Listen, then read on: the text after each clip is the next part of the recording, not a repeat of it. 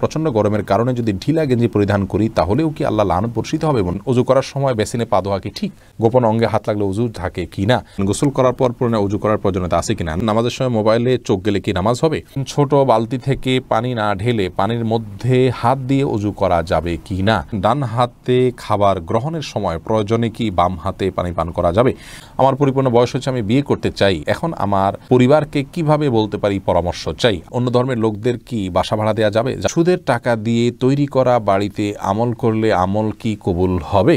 নখপালিশ লাগিয়ে নামাজ পড়লে নামাজ হবে কিনা? কারো থেকে ঋণ নিলে যার থেকে ঋণ নিয়েছি ওই ব্যক্তিকে পরবর্তীতে খুঁজে না পেলে করণীয় কি? কিবলার দিকে পা দিয়ে শোয়া যাবে কিনা? মহিলাদের ভাঙতি রোজা কি স্বামীর অনুমতি ছাড়া রাখা যাবে? মুয়াজ ইনসান আপনি জানতে চেয়েছেন, সুদের টাকা দিয়ে তৈরি করা বাড়িতে আমল করলে আমল কি কবুল হবে?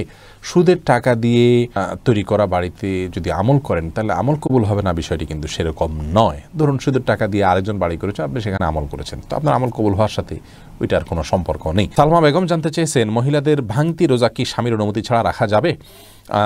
স্বামীর অনুমতি ছাড়া রাখা যাবে না। স্বামী যদি বলো যে হ্যাঁ রাখো, রাখতে পারে, আর যে সময় বাসায় থাকেন তাহলে সেক্ষেত্রে স্বামীর অনুমতি নিয়ে তারপরে রাখা উচিত। ভাঙতি রোজা যেগুলো, এগুলো তো ফরজ রোজা, কিন্তু ওই দিন রাখাটা তো আপনার জন্য ফরজ নয়, অতএব দিনটা নির্দিষ্ট করার ক্ষেত্রে তার সম্মতি নিয়ে করা উচিত। কারজাই এর দিকে আপনি জানতে চেয়েছেন, কারো থেকে ঋণ নিলে যার থেকে ঋণ নিয়েছি ওই ব্যক্তিকে পরবর্তীতে খুঁজে না পেলে করণীয় কি? যদি কোনোভাবে খুঁজে পাওয়া না যায় এবং আশাও ছেড়ে দেন তাহলে সেক্ষেত্রে সেই ঋণের টাকা আপনি যে কোনো গরিব মানুষকে, অসহায় মানুষকে আপনি দান করে দিবেন বা কল্যাণমূলক খাতে দান করে দিবেন ওই ব্যক্তির তরফ থেকে, প্রাপকের তরফ থেকে, তাহলে আপনি দায়মুক্ত হবেন ইনশাআল্লাহ। এমডি ইফতিখার শুভ আপনি জানতে চেয়েছেন, নখপালিশ লাগিয়ে নামাজ পড়লে নামাজ হবে কিনা? নখপালিশ লাগিয়ে যদি আপনি অজু করেন তাহলে অজু হবে না, আর অজু না হলে নামাজ হবে না, অতএব বলতে পারেন নখপালিশ লাগিয়ে অজু করে নামাজ পড়লে নামাজ হবে না। কিন্তু যদি অজু অবস্থায় নখপালিশ লাগিয়ে আপনি নামাজ পড়েন অজু অবস্থায়, তাহলে ওই নামাজটা হবে। পরবর্তীতে আবার যখন নামাজের সময় হবে বা অজু ভাঙবে তখন আপনাকে নখপালিশ রিমুভ করে তারপরে অজু করতে হবে, অন্যথায় এটি জায়েজ হবে না।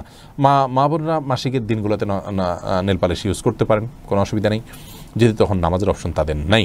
কিন্তু পরবর্তীতে আবার নামাজ যখন শুরু হবে তার আগে তাদেরকে সেটি রিমুভ করে নিয়ে তারপর উজু করে নামাজ পড়তে হবে। মুসলিউদ্দিন হৃদয় জানতেছেন, পুরুষ ডাক্তার দ্বারা সিজার ডেলিভারি করানো যাবে জায়েজ কিনা? যদি বিকল্প না থাকে তাহলে জায়েজ আছে, কিন্তু এটি আমাদের দেশের জন্য খুবই লজ্জাজনক একটি অধ্যায়। বাংলাদেশে এখন অহরহ ডেলিভারি করানো হয়, সিজার করানো হয় পুরুষ ডাক্তারের মাধ্যমে। শুধু বাংলাদেশে নয়, সৌদি আরবেও এটি আমি দেখেছি, কাছে থেকে জেনেছি যে পুরুষ ডাক্তাররা এই কাজগুলো করেন। এটি খুবই গর্হিত কাজ, খুবই গর্হিত কাজ।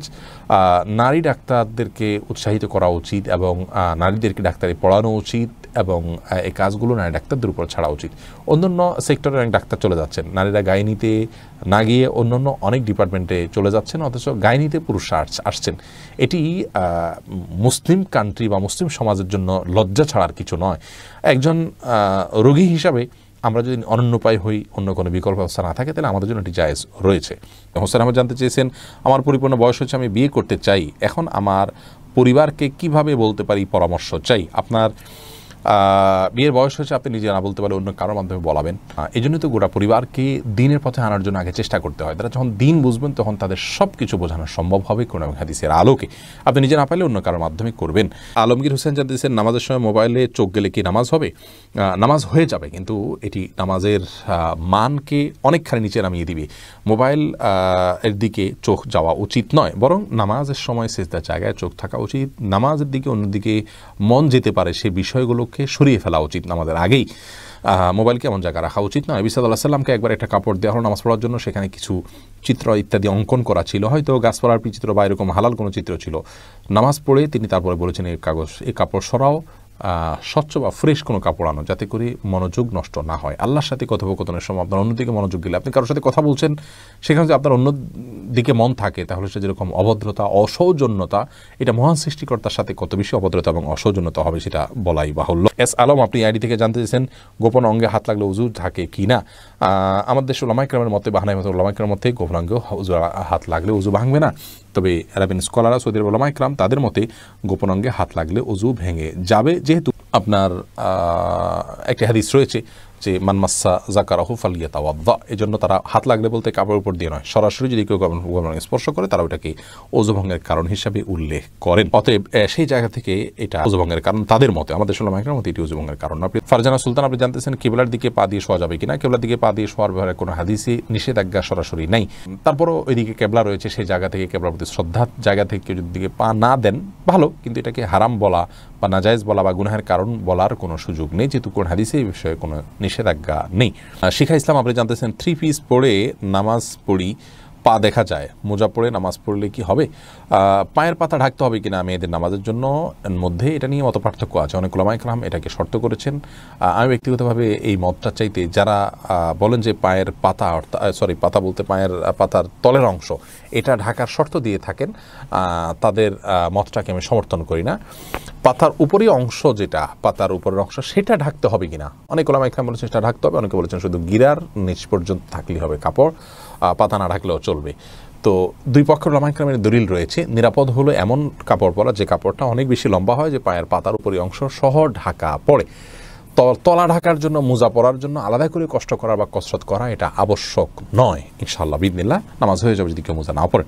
এরপরে কুররাত আইন মারিয়া, আপনি জানতে চেয়েছেন অন্য ধর্মের লোকদের কি বাসা ভাড়া দেওয়া যাবে? যাবে, কোনো অসুবিধা নেই, তাদেরকে বাসা ভাড়া দেওয়াতে কোনো অসুবিধা নেই। মোহাম্মদ আরাফাত ইসলাম জানতেছেন ডান হাতে খাবার গ্রহণের সময় প্রয়োজনে কি বাম হাতে পানি পান করা যাবে? প্রয়োজনে বলতে কি, ডান হাতে পানি পান করা উচিত, খাবার গ্রহণ করা উচিত। ইভেন আপনার খাবার খেলে আঙ্গুল চেটে তারপরে আপনি ডান হাতে ধরে খাবেন। যদিও আমাদের উলামা ইকরাম বলেন যে বাম হাতে আপনি পানির পাত্র ধরলেন, ডান হাত দিয়ে ঠেক দিলেন, তার মানে 2 হাত ধরে খালেন, এটা জায়েজ আছে, এটা একটা পন্থা মাত্র, কিন্তু সবচেয়ে উত্তম হয় সরাসরি ডান হাতে খাওয়া। সেক্ষেত্রে খাবার লেগে যাওয়ার যে ভয় থাকে গ্লাস ইত্যাদিতে, সেটা থেকে বাঁচার জন্য আপনি পরিষ্কার করে নেবেন, আলতো করে ধরবেন, কিন্তু ডান হাতে খাওয়া উচিত, পান করা উচিত, যেহেতু হাদিসে সুস্পষ্টভাবে ডান হাতে খাওয়া পান করার নির্দেশ রয়েছে। ফারিয়া এনামুল, আপনি জানতে চেয়েছেন ছোট বালতি থেকে পানি না ঢেলে পানির মধ্যে হাত দিয়ে ওযু করা যাবে কি না? যাবে। হাত দিয়ে কোষ করে উঠিয়ে আগে হাত ধোবেন 3 বার, এরপরে আবার আপনি কোট দিয়ে স্বাভাবিকভাবে ওযু করতে পারেন, কোনো অসুবিধা নাই। নবী সাল্লাল্লাহু আলাইহি ওয়াসাল্লাম এই পদ্ধতিতে ওযু করেছেন। হাসিবুল হোসেন জানতে চেয়েছেন গোসল করার পর পুনরায় ওযু করার প্রয়োজনীয়তা আছে কিনা? না, গোসল যদি সুন্নাহসম্মত করে থাকেন আলাদা ওযু করার কোনো প্রয়োজন নাই। 2 হাতের কবজি ধুয়ে, কুলি করে, নাকে পানি দিয়ে, মুখ ধুয়ে, হাত ধুয়ে, মাথা মাসে করে তারপরে গোসল শেষ করে আসার সময় পা ধুয়ে চলে আসবেন। এভাবে গোসল করলে আপনার আলাদা করে আর গোসল করার কোনো প্রয়োজন নেই। ওযুতে আপনার গোসলের শুরুতে ওযুর নিয়ত হয়ে যাচ্ছে। নিশান, আপনি জানতে চেয়েছেন ওযু করার সময় বেসিনে পা ধোয়া কি ঠিক? নিজের বাসা বাড়িতে অসুবিধা নেই, করতে পারেন, তবে আপনার রিস্ক মুক্ত হওয়াটা আর বিষয়ে মাথা রাখতে হবে। নিজের জন্য রিস্কি হলে সেটা আপনার জন্য করা উচিত হবে না, কারণ নিজেকে বিপদের মুখে ঠেলে দেওয়া ইসলামের শরীয়তে কিন্তু জায়েজ নয়। অনেক সময় এখান থেকে পড়ে দুর্ঘটনার শিকার হতে পারে মানুষের। যদি সেরকম না হয়, আপনি আশপাশে কিছু ধরে করতে পারেন, তাহলে এটা জায়েজ আছে, কিন্তু পাবলিক প্লেসে বা বাইরে এরকমটি করা অনুচিত, যেহেতু এটা দৃষ্টিকটু। অন্য ধরনের মানুষরা আছে যারা এই বেসিন ব্যবহার করবে, তারা দেখে হয়তো ইসলাম সম্পর্কে বাজে ধারণা নিবে, বা তাদের হক নষ্ট হতে পারে, বা আশপাশে পানি পড়ে ভিজে যাবে, জায়গাগুলো নষ্ট হবে। সেই জায়গা থেকে পাবলিক প্লেসে এমনটি না করা উচিত, কিন্তু করলে ওযু হয়ে যাবে। ফারজানা রহমান শারমিন জানতে চেয়েছেন প্রচণ্ড গরমের কারণে যদি ঢিলা গেঞ্জি পরিধান করি তাহলেও কি আল্লাহ লানত বর্ষিত হবে? এবং ফারজানা, যদি বাসা বাড়িতে আপনি পড়েন তাহলে তো আল্লাহ লানত বর্ষিত হওয়ার কোনো প্রশ্নই ওঠে না, যদি গায়ে মহারামের সামনে এসে পড়ে না যান আপনি, বা সেটা পরার পর উপর দিয়ে পাতলা ওড়না পরে নেন, যাতে আপনার সৌন্দর্য প্রকাশিত না হয় গায়ে মাহারামদের সাথে। এরকম যদি চলেন তাহলে কোনো অসুবিধা নেই বাসা বাড়িতে। আর বাসা বাড়ির বাইরে যদি আপনি যান তাহলে সেক্ষেত্রে বোরকার নিচে যদি আপনি এ ধরনের পোশাক পরেন কোনো অসুবিধা নেই ইনশাআল্লাহ বিদিনিল্লাহ। অর্থাৎ আপনার পর্দা, বাইরে যখন যাবেন পর্দা মেনটেন করতে হবে। গরম এর কষ্ট যত বেশি, জাহান্নামের গরমের কষ্ট তার চাইতে অনেক বেশি। অতএব পর্দা লঙ্ঘন যেন না হয়, পরপুরুষের সামনে যাতে আপনার পর্দা লঙ্ঘিত না হয় সে বিষয়টা আপনি খেয়াল করবেন। এছাড়া বাকি অবস্থাতে আপনি করতে পারেন।